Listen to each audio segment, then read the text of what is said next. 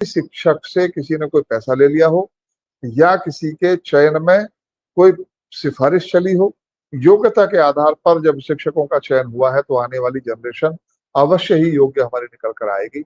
इसके साथ हमारी सरकार काम कर रही है, तो मैं अपनी सरकार को धन्यवाद देता हूँ।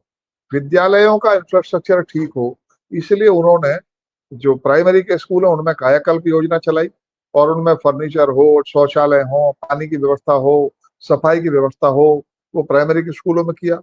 वहां के सभी शिक्षकों को टैब उपलब्ध कराए, जिससे वो तकनीकी शिक्षा में भी दक्ष हो सके, हाजिरी भी लगा सके और बच्चों को भी ठीक ठीक चीजें दे सके। और आज के आप देख भी रहे होंगे, बच्चों के पढ़ाने वाले शिक्षकों के तमाम वीडियो अब आते हैं, तो गर्व होता है कि हमारे प्रदेश के प्राइमरी शिक्षकों को भी इतना ज्ञान है और वो बच्चों को इतनी गंभीरता से पढ़ा रहे हैं।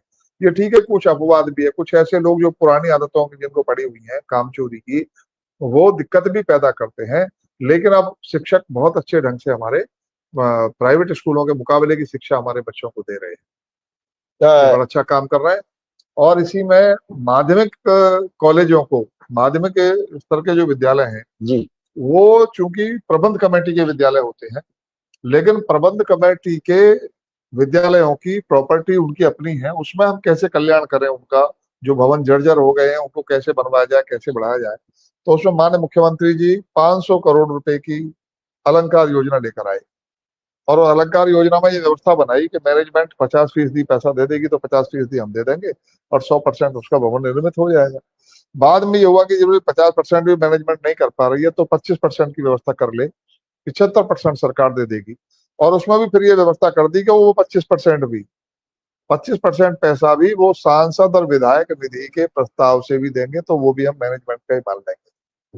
इतनी व्यवस्था कैसे भी कर लें तो उनके भवन दुरुस्त हो जाए, भवन दुरुस्त हो जाएंगे तो बच्चों को एक बढ़िया इंफ्रा मिलेगा, एक बढ़िया वातावरण मिलेगा, वो सुविधा दी है।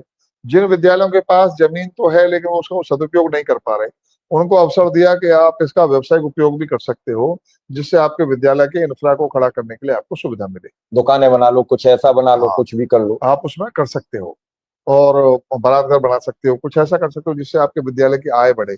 इन सब चीजों पर माननीय मुख्यमंत्री जी का ध्यान है। वो विद्यालयों को, शिक्षा के स्तर को बेहतर करना चाहते हैं। मैं भी कुछ दिन पहले एक जगह बैठा था तो बात हो रही थी कि पूरे देश में, जैसे कर्नाटक में 1996 में मेडिकल यूनिवर्सिटी का गठन हो गया था, पंजाब ने 2006 में मेडिकल यूनिवर्सिटी का गठन कर लिया था, हिमाचल ने कर लिया था, लेकिन हमारे उत्तर प्रदेश में मेडिकल यूनिवर्सिटी नहीं थी। तो 2020 में माननीय मुख्यमंत्री जी ने, योगी आदित्यनाथ जी ने, अटल बिहारी वाजपेयी मेडिकल यूनिवर्सिटी की स्थापना लखनऊ में कराई, जो आज अपने भवन में चल रही है। और उसके द्वारा चाहे हमारे नर्सिंग के कोर्स हैं, जीएनएम के कोर्स हैं या पैरामेडिकल कोर्सेज हैं, उनको नियंत्रित संतुलित किया जा रहा है ताकि उसमें एजुकेशन ठीक मिल सके, फर्जिफिकेशन ना हो, बच्चों को अच्छी एजुकेशन मिले, मेडिकल की एजुकेशन अच्छी मिले, एमबीबीएस आदि एमडी भी उसी से हो रहे हैं। तो प्रदेश का स्तर उठ रहा है। फार्मेसी के स्तर पर भी हमारे यहाँ दवाइयां बने और निर्यात करें, मतलब हर दृष्टि पर ध्यान मुख्यमंत्री जी का है। मैं उनकी भूरी भूरी प्रशंसा करता हूँ और धन्यवाद ज्ञापित करता हूँ। अभी विधायक जी ने कई चीजें बताई, जैसे कैशलेस योजना जो है, वर्षों से कोई सरकार अगर हिम्मत दिखाती तो कर सकती थी, कोई रोक टोक नहीं होती है, लेकिन नहीं कर पाए। अभी मेडिकल यूनिवर्सिटी की बात आई, जैसे हिमाचल जैसे छोटे राज्य, कर्नाटक, कई ऐसे राज्य थे जो बहुत पिछड़े राज्यों में गिने जाते हैं, वो भी बना चुके थे, लेकिन उत्तर प्रदेश में नहीं थी।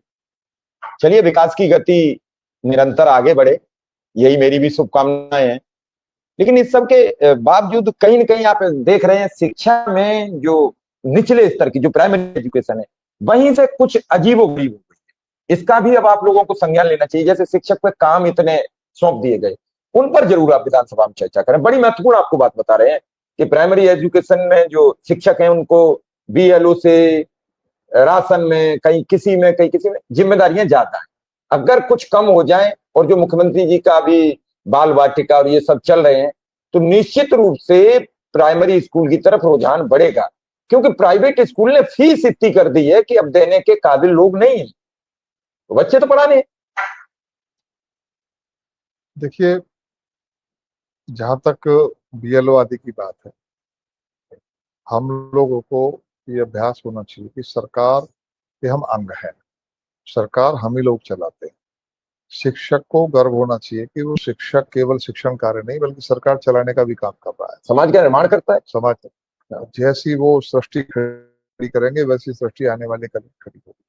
तो इसकी ये बातें करना कि सब इससे भाई 4 से 5 घंटे की आपकी ड्यूटी है, उसके बाद का समय आप समाज के लिए नहीं लगा सकते? क्यों नहीं लगा सकते? जिस सैलरी तो सोसाइटी से मिलती आप है। निकल के आए हो सोसाइटी के लिए और नहीं कर सकते हो आप?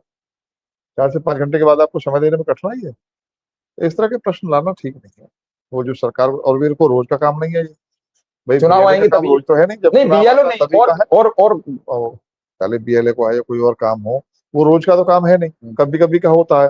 तो जो सरकार के तंत्र है, हाथ पैर है, उनसे तो सरकार काम ले नहीं, रही है, लेकिन प्राइवेट सेक्टर वो से ले लोग तो रही इसका नाजायज फायदा उठा है। जाते नहीं, हैं। प्राइवेट लोगों को जिम्मेदारी दे दे क्या सरकार? नहीं नहीं, वो लोग फायदा उठा लेते सरकारी लोगों को तो देगी जिम्मेदारी। हैं। नहीं, तो वो लोग जो आप जिम्मेदार व्यक्ति माने जा रहे हो, एक कम बात है, आप पे भरोसा किया जा रहा है कि ये लोग काम ठीक करेंगे, ये लोग सत्य से ही अवगत कराएंगे, सत्य सत्य जिस व्यक्ति की वोट बननी चाहिए उसी की बनवाएंगे, ये फर्जिफिकेशन नहीं करेंगे।